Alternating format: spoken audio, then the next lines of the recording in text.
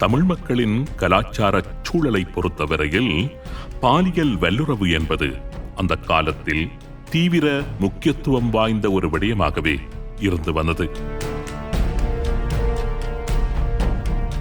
எந்த ஒரு பெண்ணினதும் வாழ்க்கையில் அல்லது எந்த ஒரு குடும்பத்தினதும் சரித்திரத்தில் இன்றுமே நடந்துவிடக்கூடாத ஒரு கொடூர சம்பவமாகவே இந்த பாலியல் வல்லுறவு என்கின்ற விடயம் நோக்கப்பட்டு வந்தது. பாலியல் வல்லுறவு என்கின்ற இந்த கொடூரத்திற்கு உள்ளாகும் ஒரு பெண்ணுக்கும் அவரது கணவர், அவரது பெற்றோர் உள்ளிட்ட நெருங்கிய உறவுகளுக்கும் மனரீதியாக அதிர்ச்சி தரும் ஒரு விடயமாகவே அது இருந்து விடுகின்றது. அந்த காலகட்டத்தில் தமிழ் சமூகத்தில் ஒரு இளம்பெண்ணுடைய கன்னித்தன்மை அவளுடைய விருப்பத்திற்கு எதிராகத்தான் என்றாலும் அழிக்கப்பட்டு விடுமேயானால் அவள் திருமணம் செய்வதை நினைத்துக்கூட பார்க்க முடியாது. அப்படியான இன்னலுக்குள்ளாகும் ஒரு பெண் திருமணம் செய்ய தகுதியற்றவள் என்பது போன்ற ஒருவித பார்வை பொதுவாகவே காணப்பட்டது. ஒருவேளை அவள் திருமணமானவளாக இருந்தால் அவள் சமூகத்தால் விலக்கி ஒதுக்கப்படுவதற்கு நிறையவே சந்தர்ப்பங்கள் இருந்தன. ஆனால் விடுதலை போராட்டம் என்பது அப்படியான ஒரு பொது பார்வையை எம் இனத்தில் இருந்து பெருமளவிற்கு உடைத்தெறிந்திருந்தது என்று கூறலாம். அத்தோடு வெவ்வேறு நாடுகளுக்கும் கண்டங்களுக்கும் எம்மவர்கள் புலம் பெயர ஆரம்பித்ததை தொடர்ந்து நிறைய மாற்றங்கள் எம்மவருடைய பார்வையில் உருவாக ஆரம்பித்திருந்தன.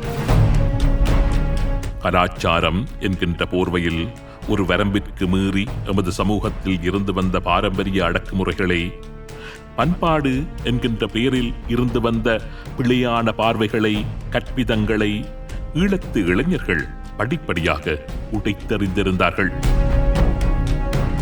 ஒரு பெண்ணின் விருப்பத்தை மீறி அவளது உடலுக்கு ஏற்படுகின்ற பாதிப்பை வெறும் காய்ச்சல், தடிமன் போன்ற ஒரு சிறு நோயாகவே நினைத்து மறந்துவிடும் ஒரு உயரிய பண்பை அவர்கள் பின்னாட்களில் கடைபிடிக்க ஆரம்பித்திருந்தார்கள்.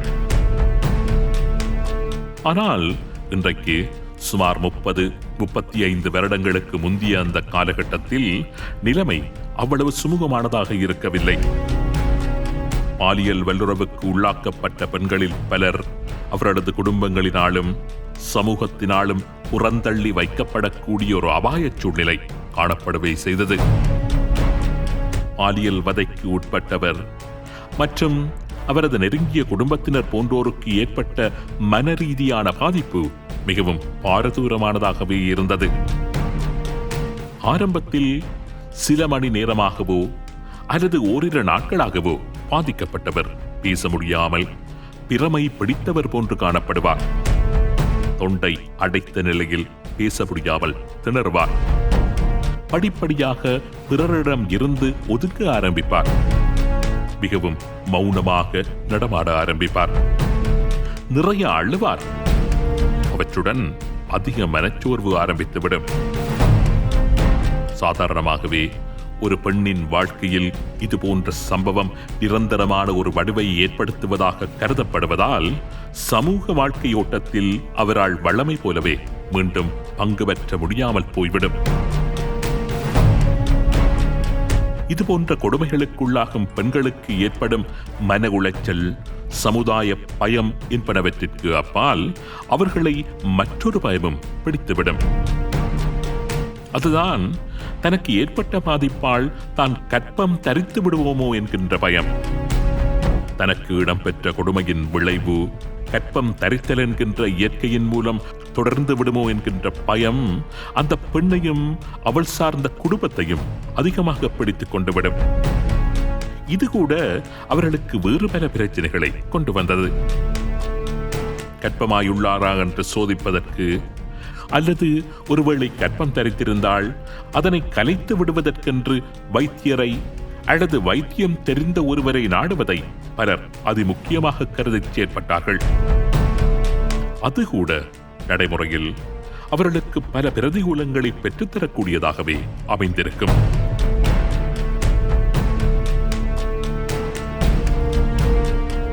இந்திய படையினரின் பாலியல் வன்முறைகள் என்கின்ற கொடுமைக்கு தண்டனை பெற்றுக் கொடுப்பது அத்தனை இலகுவானதொன்றல்ல என்பதற்கு இந்த சம்பவம் ஒரு உதாரணம். இந்த சம்பவம் 1988 ஆண்டு ஜனவரி மாதம் நடைபெற்றது. அவளுக்கு 22 வயது, மாணவி.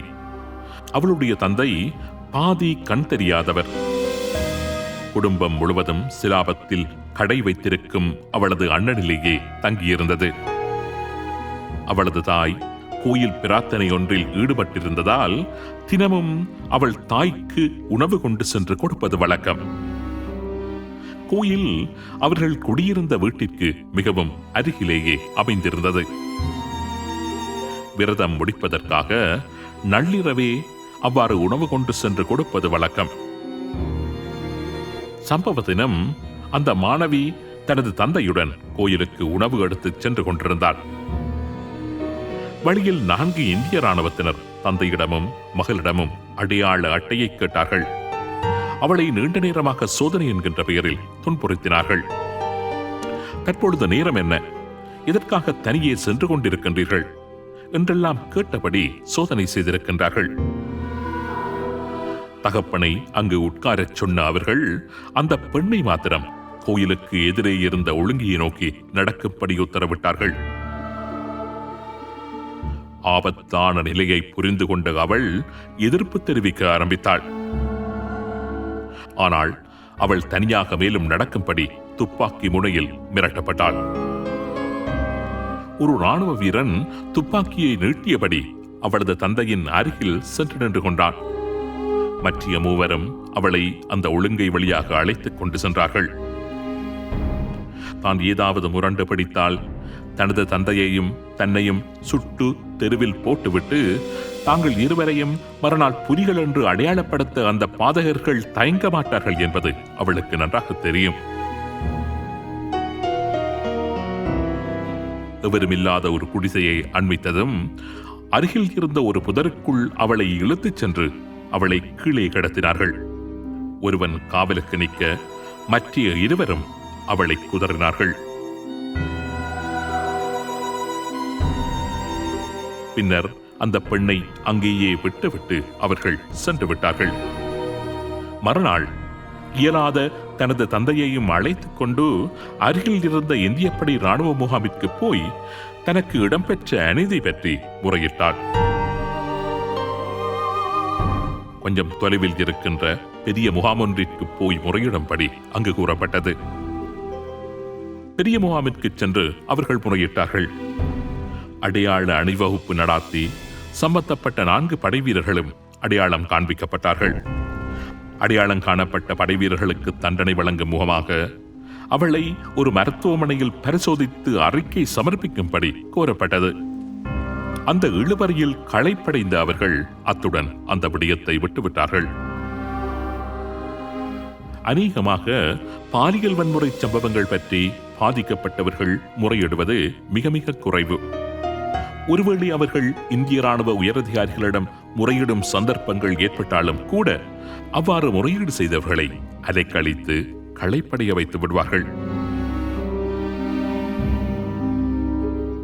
காலங்காலமாகவே கற்பு என்பது தமிழ் பெண்களை பொறுத்தவரையில் அவர்களின் உன்னத உயர் பண்பாகவும் உயிரைப் போலவே கவனத்துடன் காக்கப்பட வேண்டிய ஒன்றாகவுமே கருதப்பட்டு வருகின்றது.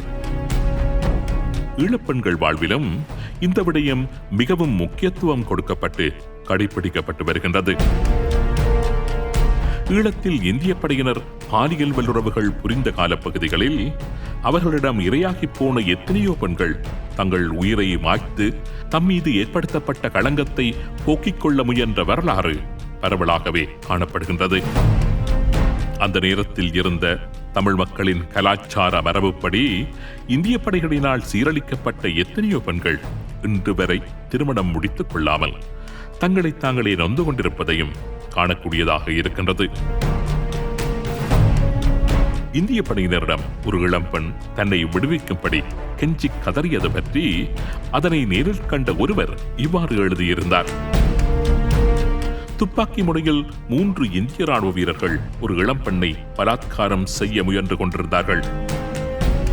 அப்பொழுது அவள் கெஞ்சி மன்றாடிய ஒலி இப்பொழுதும் எனது காதுகளில் ஒலித்துக் கொண்டிருக்கின்றது. அண்ணா, என்னை சுட்டு கொன்று விடுங்கள், ஆனால் இதை மட்டும் செய்து விடாதீர்கள் என்று அந்த பெண் கெஞ்சிக் கொண்டிருந்தாள். அதிர்ஷ்டவசமாக ஒரு ராணுவ அதிகாரிக்கு அவள் மேல் இரக்கம் ஏற்பட்டு விட்டது. எட்டி அவளை ஒரு அறை அறைந்துவிட்டு அவளை போக அனுமதித்தார். இவ்வாறு அவர் சாட்சி பகர்கின்றார்.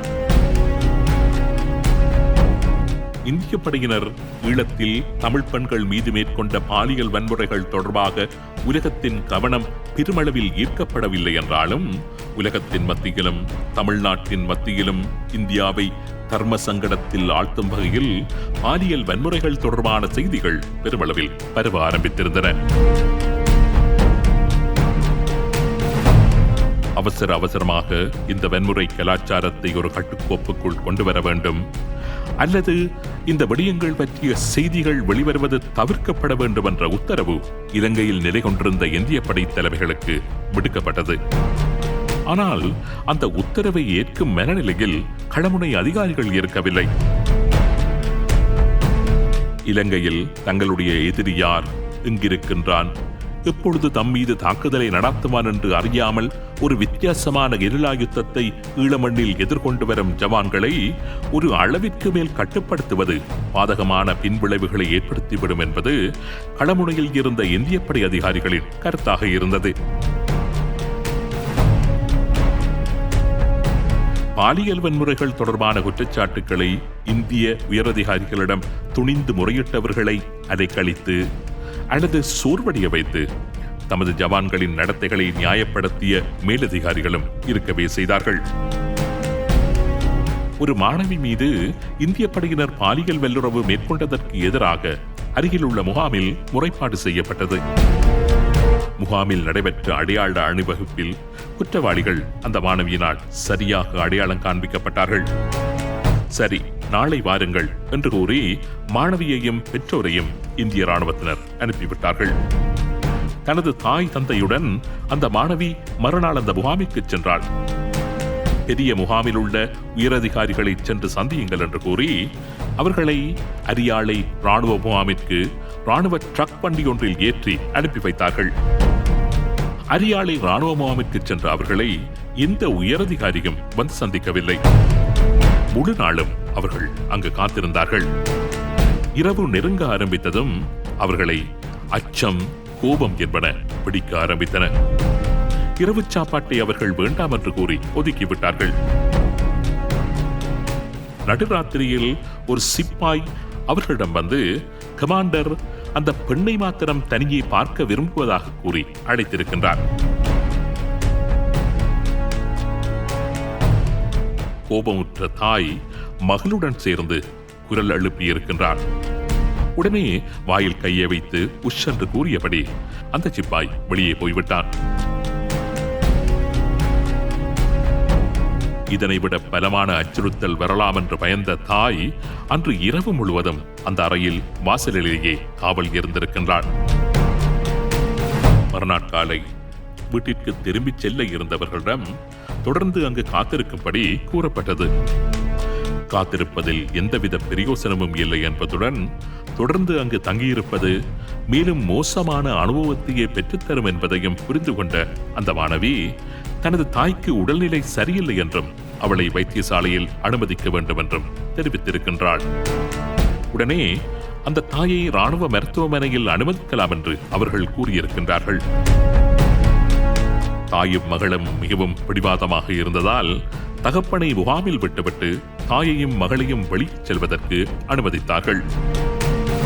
தாயை வைத்தியசாலையில் அனுமதித்துவிட்டு மகள் மீண்டும் முகாமில் ஆஜராக வேண்டும் என்று கூறப்பட்டது. கடைசியில் அந்த மகளும் பலவிதமான காரணங்களை கூறி தன்னையும் வைத்தியசாலையில் அனுமதித்துக் கொள்ள வேண்டிய நிலை ஏற்பட்டது.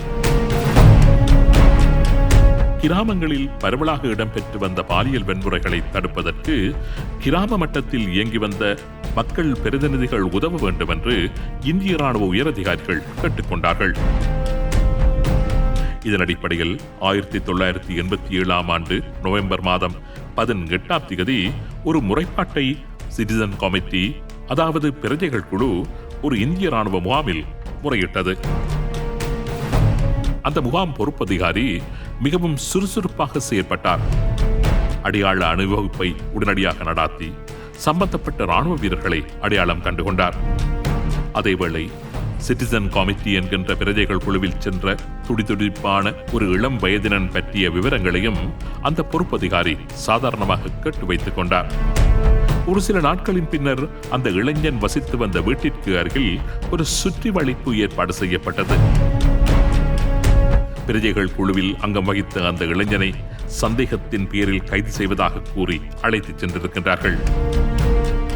2 நாட்கள் முகாமில் வைத்து அவனுக்கு நல்ல அடி, உதறு கிழிந்து தலை உடைந்த நிலையில் அந்த இளைஞன் பின்னர் விடுவிக்கப்பட்டான். இந்திய படை முகாமில் இடம்பெற்ற விசாரணைகளின் போது அவனிடம் கேட்கப்பட்ட பிரதான கேள்வி இதுதான்: புலிகள் மேற்கொண்ட பாலியல் வல்லுறவுகளை ஏன் இந்திய படையினர் செய்ததாக கூறுகின்றீர்கள்? இவ்வாறு கேட்டுத்தான் இந்திய படையினர் அந்த பிரஜைகள் குழு இளைஞனை அடித்திருக்கின்றார்கள்.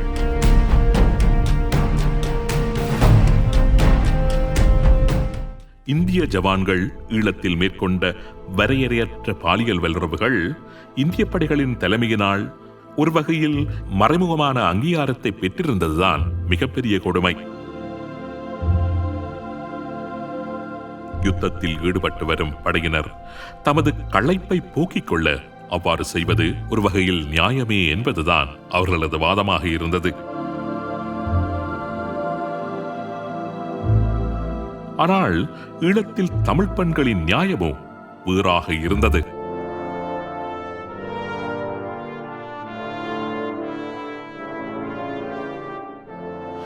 எமது உடல் எமக்குரியது. உங்களுடைய களைப்பை தீர்ப்பதற்கு இது உரியதொன்றல்ல. இதுவே ஈழத்தில் தமிழ் பெண்களின் வாதமாக இருந்தது. அந்த வாதம் நீதியாகவும் ஒலித்தது. அந்த நீதி பற்றி தொடர்ந்து வரும் நிகழ்ச்சிகளில் விரிவாக பார்ப்போம்.